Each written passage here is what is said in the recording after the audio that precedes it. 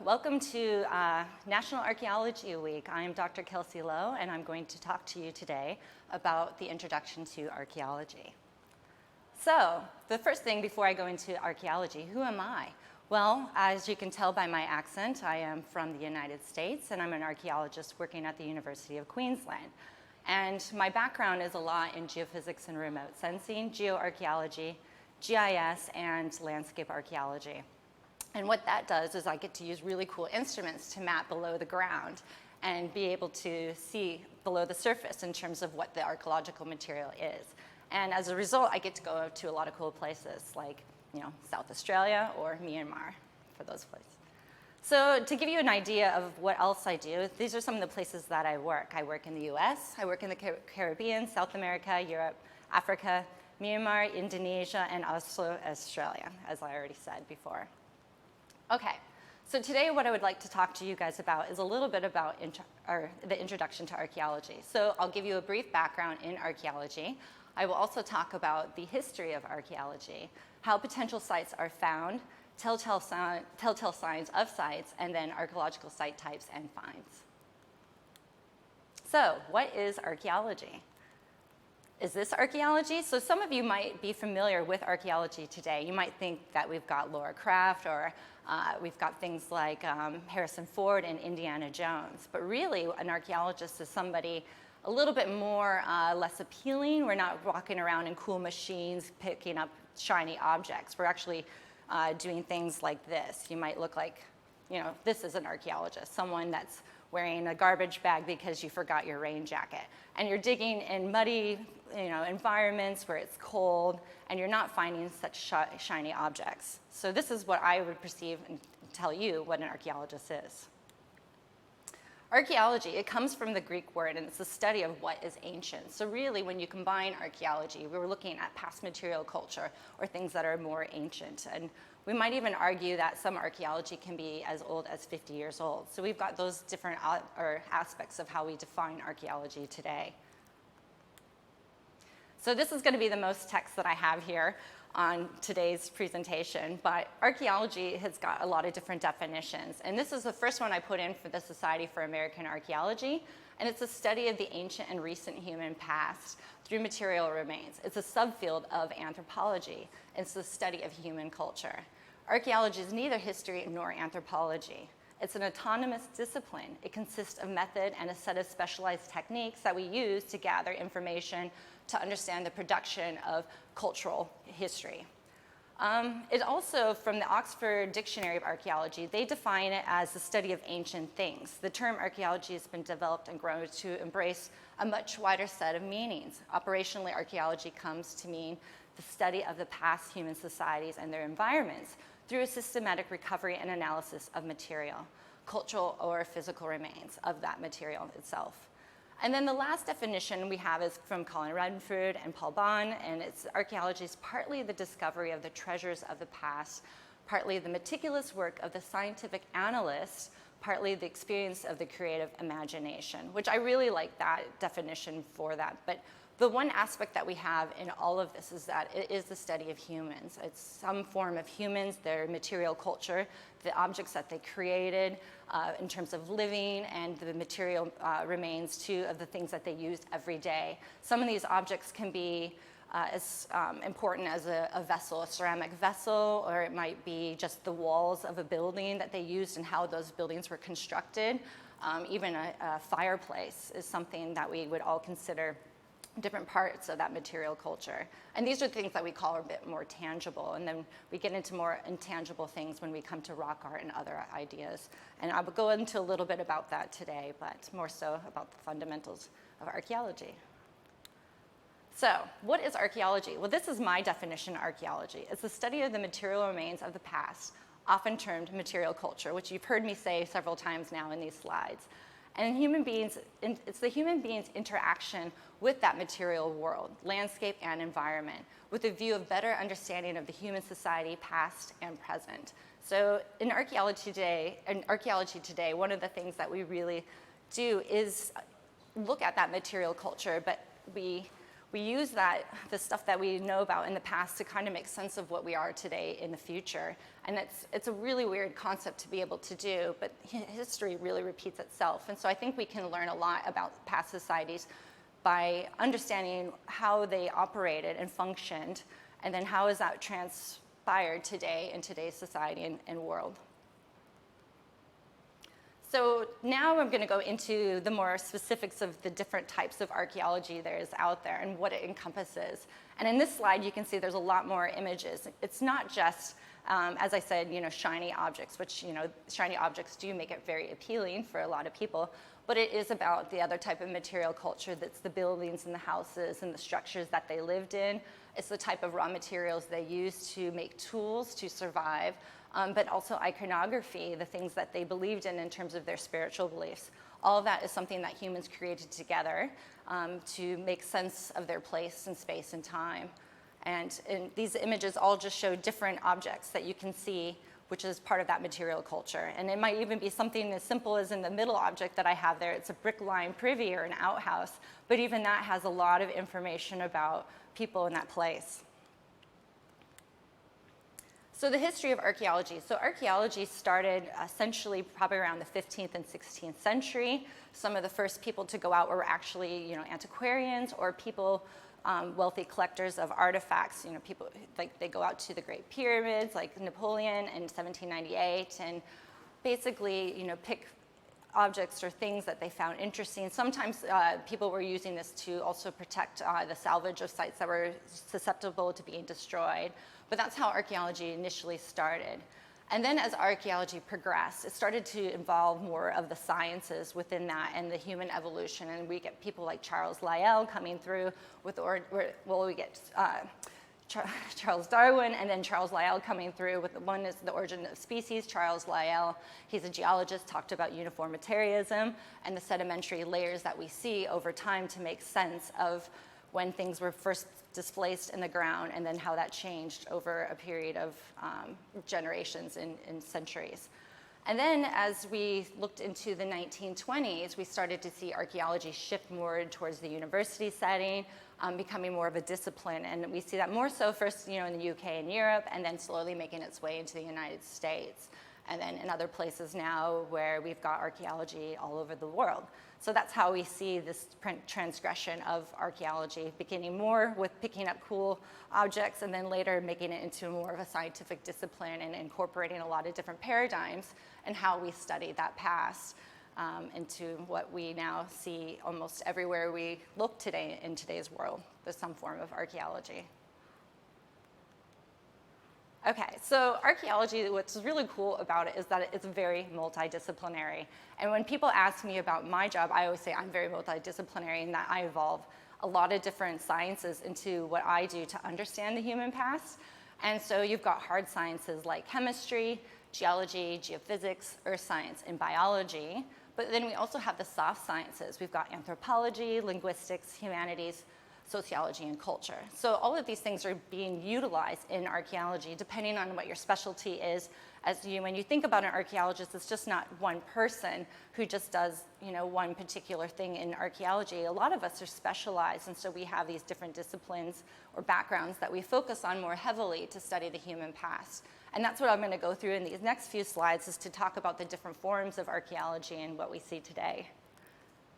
So here we go, different types of archaeology. So we've got historical archaeology, experimental archaeology, scientific, ethnographic, or ethnoarchaeology, and a whole bunch of other different forms. And I threw in some slides to get you an idea of the different roles and different ways that you see archaeologists today. And I'll go into these a little bit in more detail, but there's also a few more types of specialties that we have within archaeology. Okay, so here's historical archaeology. And so when we think about historical archaeology, it's the study of cultures with some form of writing. And I think you will see later on in this week that there will be a talk done by John Pregno, who will talk about some historical archaeology here in Queensland. And this really deals with, once we started to get writing, we can start to see and interpret the past in a different format than we could previous to writing. And so this is, here we've got stuff in Rome, but we also have, a historical site in the coastal places of Mississippi where we are getting information from those past people and making more sense of them through the written documents that we were able to source out. And that's what historical archaeology is like. And you see a lot of that here, a lot of the stuff that Cross River Well is doing with Niche. They're doing lots and lots of historical archaeology too. And Kevin Rains will be talking about that later on this week as well. We have scientific archaeology. So this consists of the application of scientific techniques to the analysis of archaeological material. And in ways, there's a lot of us at UQ that kind of fall into this realm. And we focus really heavily on scientific archaeology because we're doing things like residue analysis, we're doing archaeobotanicals and charcoal analysis, looking at even fabrics and sort of, chemical and elemental analyses in terms of our interpretation of the past, because we can find more information from that. It's not just looking at an object. We can perform all these different tests to come up with some understanding of how that material, developed and eroded through the past, but make sense of what it was before it was in the state that we find it in. We have experimental archaeology, and experimental archaeology can be quite fun because this is the type of archaeology where you want to make sense of the past, but you don't really know how something was constructed, so you might do several experiments to make sense of how it all formed. And in some cases, this might be creating past, campfires or heat retainers to see what the burning temperatures might be in relation to different animals that were being used and different plant material in that fire pit. So you can do a lot of different experiments with that. I know that there were some students at UQ who were looking into that. Also cut marks on bones to determine if they were done by humans or if they're done by animals.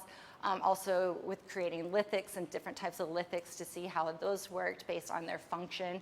And that's what we talk about experiments, is that you want to make sense of the past and that interpretation, so you conduct experiments to see if you can get at the closest amount tie to understanding that full-fledged what those past humans were doing.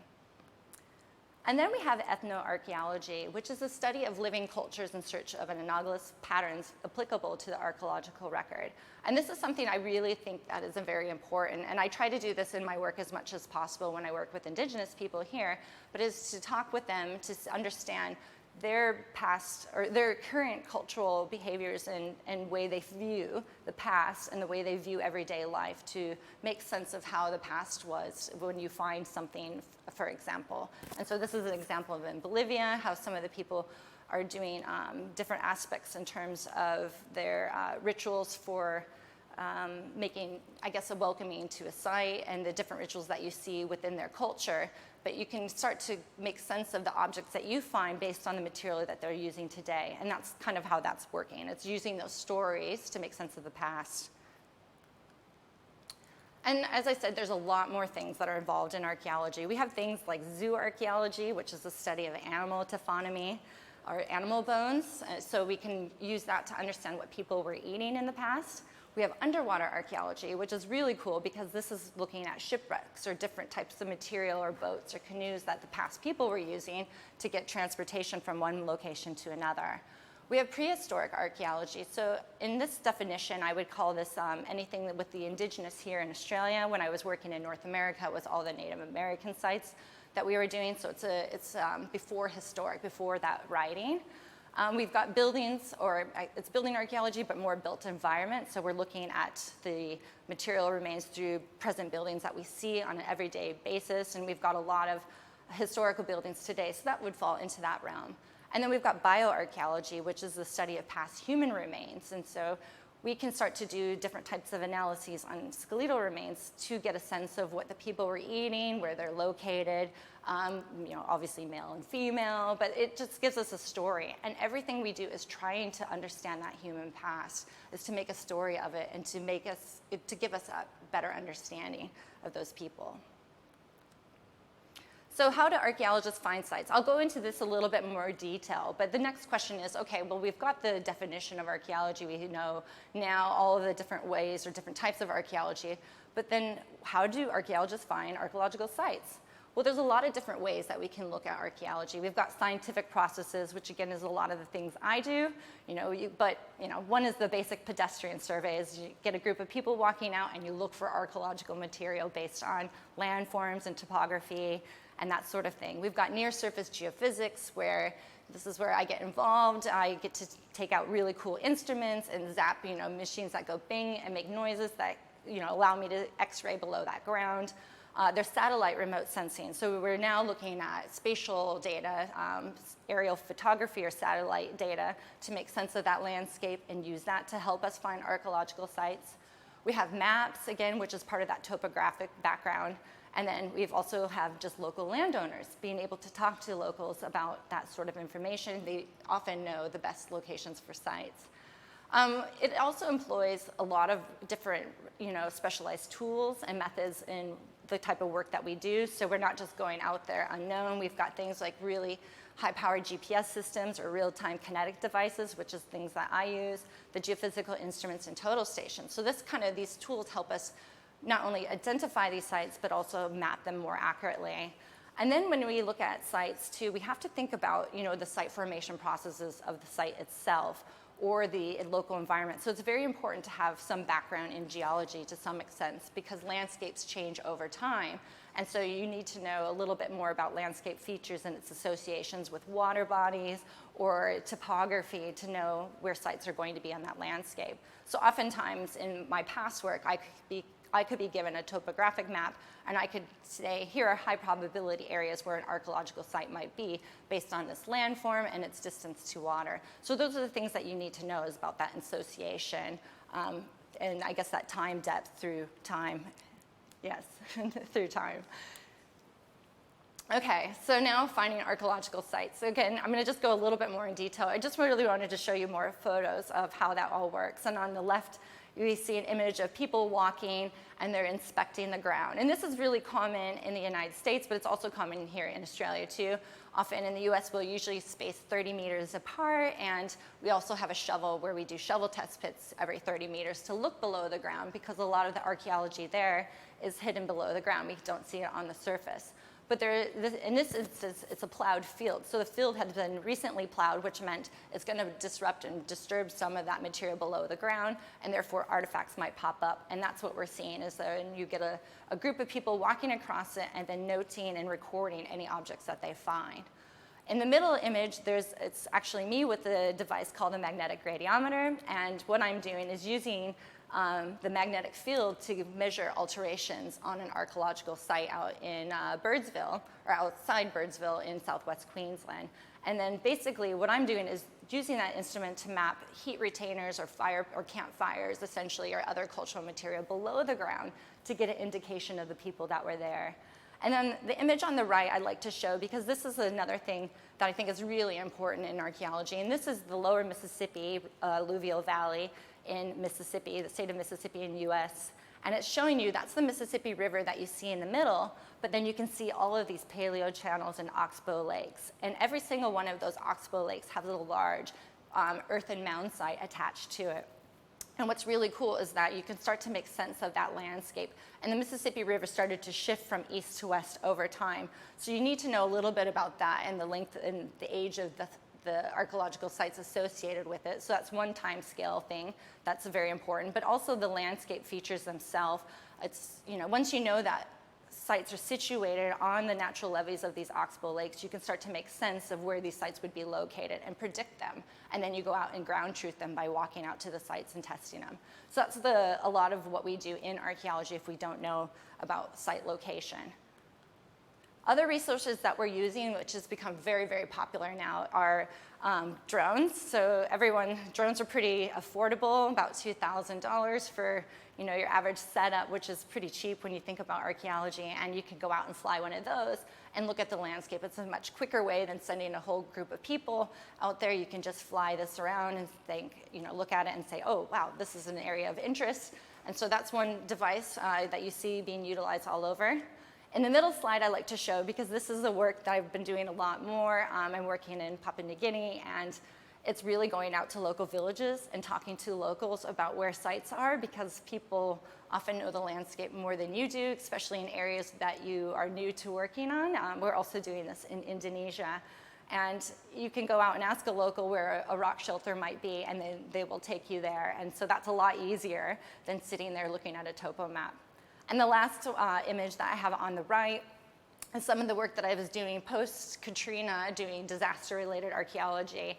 And there I had a Trimble backpack and a boat, essentially, and went around and looked at archaeological sites that way. And some sites were new. I already knew about some of them, but some of them we didn't know. And so we could use this. It had all of our maps tied to it just right there on that laptop computer. And we could go around and start making sense of that landscape and predicting where sites were and then testing them. So those are just different forms of ways of looking at archaeological sites or identifying them. Okay, so now I'm going to move on to the telltale signs of archaeology, because when people think of archaeology, they often think of this very question here. Oh, do you dig dinosaurs? So that's the thing that everyone asks me is, you know, you're doing archaeology. Oh, what kind of dinosaur bones do you find? And you think, well, I actually don't dig dinosaurs. I actually dig, you know, past human material remains or culture. I mean, I even was on interviewed on the news station, and the guy knew I was an archaeologist, and the first thing he asked me was dinosaurs, and I thought, oh no, here we go. And I had to, it was sad, but I actually embarrassed him live on television, because I was like, well, that's not exactly what I do. And it just shows that misconception that we often get. The people who dig dinosaurs are paleontologists. They're not archaeologists, and what they do is amazing. I love paleontology, but we're looking at past humans. Paleontology is looking at, you know, megafauna, you know, animals from a certain time period, much older than when humans were around. Another thing that the misconception of archaeology is that we're looking for pretty or shiny, valuable objects. And yes, okay, pretty objects are fun to find, but it's more than that. And when we think about archaeology, it's very holistic. So we have to look at everything that material culture and material remain is associated with. So this idea of Indiana Jones, while I love Indiana Jones, I think, you know, it's a misconception, because he's out there looking for shiny objects. And really what we're doing is some hard work, doing things within the field, but we're also doing things within the lab to make sense of that land, you know, or that past history. The other misconception is that we don't pick up artifacts.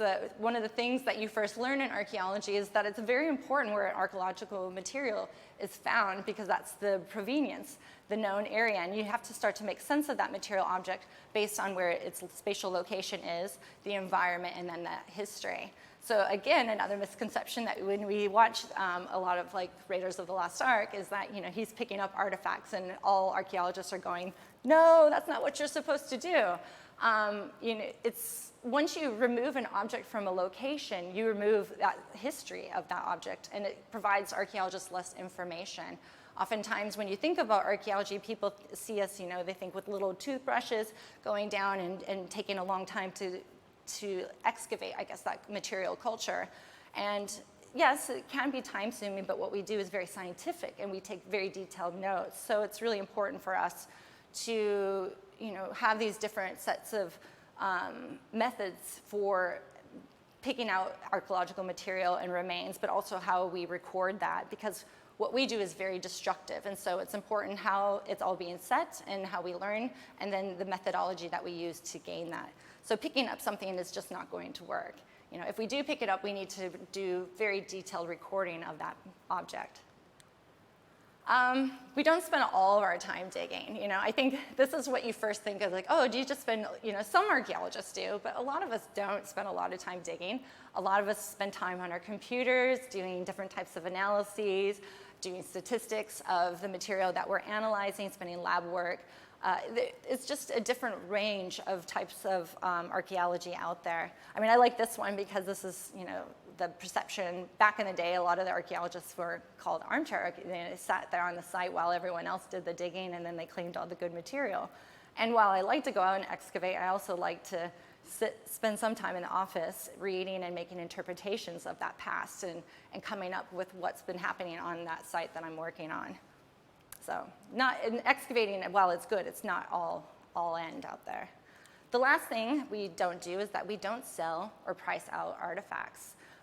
That's one thing that you also learn right away when you're doing archaeology, is that artifacts are part of that material culture. It belongs to the past people of that culture. So taking an artifact and removing it from a site already ruins that story and that connection to that spatial location, but it also decreases the value of that object, and it puts it onto a market where in archaeology, it's not about selling artifacts, it's about learning that past cultural history through those material remains. So it's a really, it's a negative thing to see objects being sold on the black market. And in the United States, for instance, a lot of people were selling material or selling artifacts on eBay.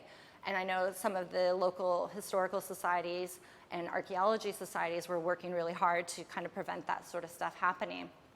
So it's something we don't support, and oftentimes there are groups like Society of American Archaeology or the Archaeological Association, Australian Archaeological Association, that kind of work towards preventing this from happening, because that's the last thing archaeologists want to see. It's more that we want to see these things kept in a safekeeping place, whether it's for the public in a museum or stored in a place that has the information tied to that site, because once you start removing it, you change that history of the past and the interpretation. And so that's one thing we definitely don't do, is price out or sell artifacts. All right, so and then here we are now going into material culture. When I think about archaeology, and I'm talking about those telltale tales or signs, one of the things that we do have is that archaeology is a load of rubbish. And I like this slide. My friend had posted this for his introduction to archaeology course, which I borrowed for this lecture or this talk series here. And it is a load of rubbish, in the sense that's what we're actually doing, is that archaeologists are spending their time looking through people's garbage or people's past debris to make sense of those particular people in that time and place. And it consists of all kinds of different material culture. We've got things like, the beer cans here. This was the archaeology, the history of beer I found on the internet, and I thought that was great, because even something as simple as that is part of archaeology, the transgression from how beer was designed to what it is today. And it's just really cool to see that as a part of that material culture and what we do. And I have to admit, I've dug some pretty cool things, but rubbish pits are probably my favorite, because you find out what people were eating, what they're drinking, what they're doing on a day-to-day basis. And it gives you more of that human element to what we do, because after all, that's really what we're studying, is a past human culture. Okay, so the last part of today's discussion is going to be the types of sites that you find out the world. And I'm going to talk more about the sites that I work on, because these are familiar to me. But there's a lot of different types of sites, and any archaeologists you meet are going to talk about what's important to them and the sites that they worked on. But I'll start first with some earth and mound sites, and this is a lot of my work when I was working in the United States, in the southeastern part, a lot of it in Mississippi, but I worked all over in the southeast. And we've got the mound culture here. And so the two sites that I'm showing you today are Cahokia Mounds, which is the largest earthen mound site outside of Illinois, and actually just outside of St. Louis, if you're familiar with that geographical area. In the slide to the left, you can see I did some maps of, or there's a little bit of areas like middle Mississippi. Cahokia just points to you like in the central part of the United States, just to give you some context of its location. And when you think about sites, like that site there, and then we've got Parchment Place Mounds, which is located a little bit down by, I'm going on that map, by Winterville. So I'm just giving you context for those. So both of those are earthen mound sites, and they're about 1,500 to 1,000 years ago. And these earthen mounds were constructed by people who basket loaded this dirt to create these large, step pyramids, sort of what we would describe earthen mounds. And you can see that on the Cahokia Mounds picture, there's a car on there, and that just shows you the scale. They're very, very, very large. And this is a time period where people were creating different types of material objects. They were more sedentary, so they were doing a lot of agriculture. So the chief often lived on the large mound, and then we've got other people like the priest and other important people within the site living on the other mounds associated with that. And then the villagers all just lived kind of by in the Central Plaza area. And we also start to see these different specializations of labor taking place. People are making more objects. Some are focusing more heavily on ceramics, some are focusing on lithics, and then we also have people just going out and being horticulturists and gardeners. So it's a really cool time period in the US, and it's a site area that I got to work on heavily. And so that's what it is that when you come to sites like this, you're going to see a large earthen mound, and then the material objects associated with that are going to be ceramics and bones and lithics and those sort of things on the landscape. So the next site is a pre-Inca and an Inca site. So the first pre-Inca site I worked on is in Tiwanaku in Bolivia. And this is a site that also deals with a lot of really interesting iconography, but also the argument is that this site was set up based on the alignment of the sun and the moons and the stars. And so that was how this site kind of developed. It was also argued to be more of a pilgrimage site. So Tiwanaku's got lots of different buildings. This is the semi-subterranean temple, also looking at the Kalasasaya down on the bottom image. But the objects that you start to see there, you're going to see large structures associated with this sort of type of site. So we're getting more now into buildings and built environment, so to speak. But there are things like monoliths that we've got and little carved stone objects that were really important to those people that we see, in addition to having ceramics and types of bones and those sorts of objects. And then the other site that I have on the right is Machu Picchu, which is very famous. So most of you probably are very familiar with that site already. And that deals with a site that's built up on top of the mountains. Very secluded, very important probably in terms of cosmological values. And that too is a huge built environment encompassing, different types of buildings and walls. A lot of it has been reconstructed, unfortunately, so the interpretation for archaeologists can be varied. But there are objects like, you've got gold iconography. I cannot speak this morning, but it's iconography in terms of the gold structures and statues that you would get, and also as well as different types of ceramics, and then burials associated. So we've got things like that, which are associated with Machu Picchu. And it was also very important because of the gold. So when the Spanish came into some of these Inca sites, that was what they were looking for. Unfortunately, they didn't get up to Machu Picchu. So those are the two other type of sites. This is sites that we're focusing more on in South America, what you would expect to see. Not all sites look like this. You don't have that robust architecture, but I'm just showing you just a few examples. Now we have some Middle Bronze Age sites. So this is some of the work that I'm doing in Cyprus and then the work that I was doing in Turkey. And so when we get to Middle Bronze, we're getting to this period again of these really beautiful built environments. And we've got Keltepe Kanish on the left side of my screen here, which is a big tell site. In the middle, you've got probably a lot of the temples and the buildings associated with very important people. And then you have the Karam, which is just part of the village, and that's where we're starting to see the production of these clay tablets. And this site is really important because of the Assyrian trade route with central Anatolia. So there was a lot of trade that was going between the east and the west, and this is a place that a lot of people stopped to. And what's great about the cultural history here is that we have all these clay uniform tablets that people were inscribing their day-to-day activities. So you could start to make sense of what people were doing on that landscape at that particular time, which is part of why this site is really unique and really important. And without those, we would gather a lot of information, but it's those clay tablets that really give us that sense of the people that were there. And they've got other types of objects. You always have different ceramic vessels that are utilized for different purposes in different parts of the world. And so that's what you can kind of expect to see there. Often, you still see lithics because lithics are used for, tools for, procuring meat and different items like that. On the right slide I have is Alampra, Cyprus, which is where I worked a long time with a colleague of mine. And at this site, we've got a material culture that consists of villages and buildings and structures, but we also have tombs. So on one of the images, I'm standing in the middle of a tomb that we excavated one season. And this is where the people were buried. So ironically, at this site, you've got a village, and then 50 meters away, you've got their burial ground cemeteries. I say ironic because it's quite close for burying people, but in a living space, based on my culture. But we get really cool different objects that are coming from this site. We get large pithos, which you see down on the bottom, and the big ceramics that are about the size of myself. And then we get little figurines that are associated with some of the ceramic vessels that they create.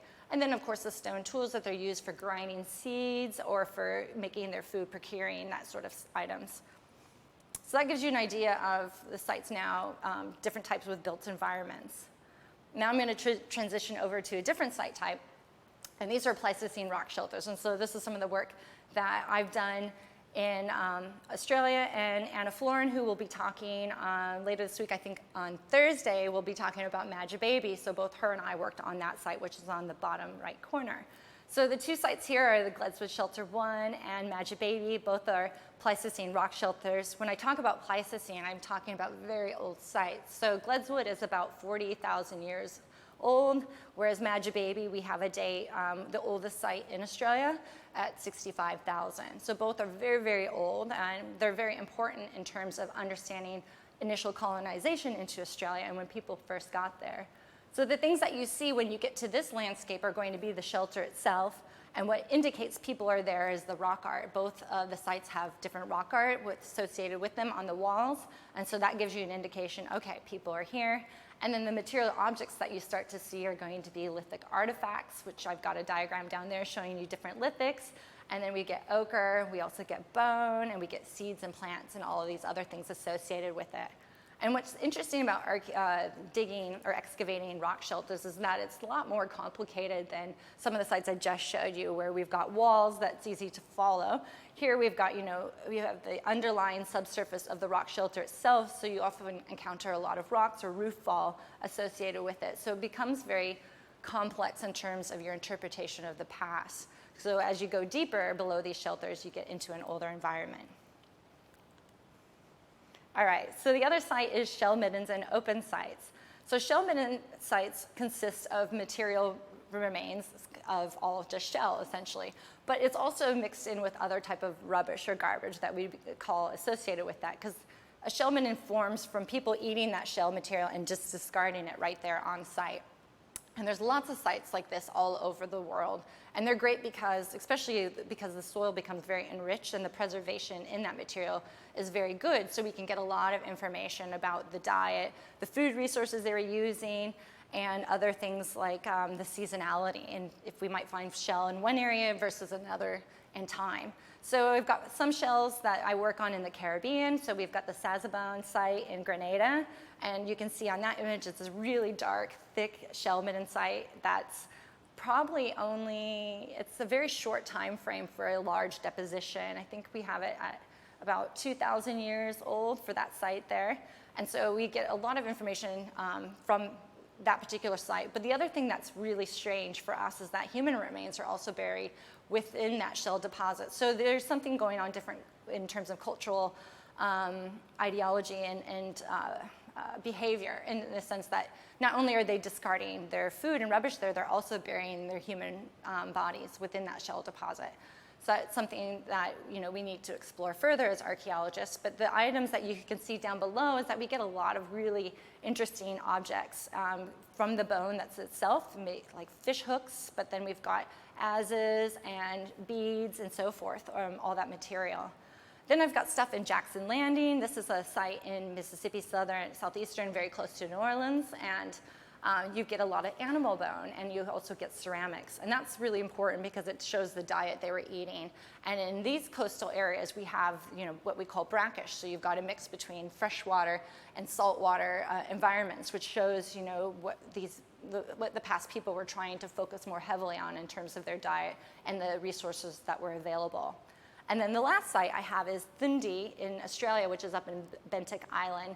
And this is a site, it's a very, very large shell midden, but it's relatively thin. And the past people there were utilizing this for many, many years. And at this site, we get less artifacts in terms of the lithic material, but we get lots of shell and different, beads, or not beads, seeds associated with it, and shell types that they were able to identify in terms of the seasonality.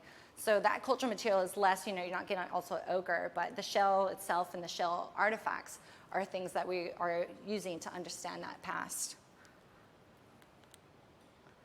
Okay, so now I've given you a whole slew of different ways of thinking about archaeology. I started with, the background of archaeology, how do we find sites, and so forth. But pretty much, I hope that you can gather from today is that it's really the recent past and the very ancient past is what archaeology encompasses.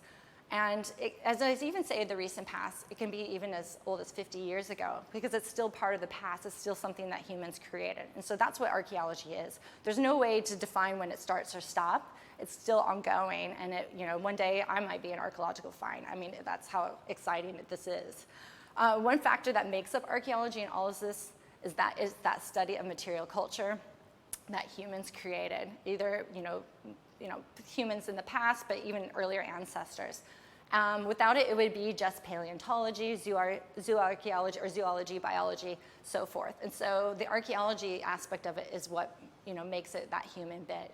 And that's why it's really important to consider and think about archaeology when you think about the past, when you come to an environment and think who was here before, how were they using that landscape, why were they there, what brought them to that place, and how did they make sense of it from an everyday, day-to-day life.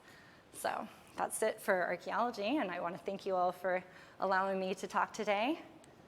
I'd also like to introduce tomorrow's session, which is going to be the Queensland Museum, and it's going to be Nick Haddock talking about careers in archaeology. So I hope you can join in and listen to him because he's really great, and he has a lot of cool stuff to talk about when it comes to a job in this particular field. All right, thanks.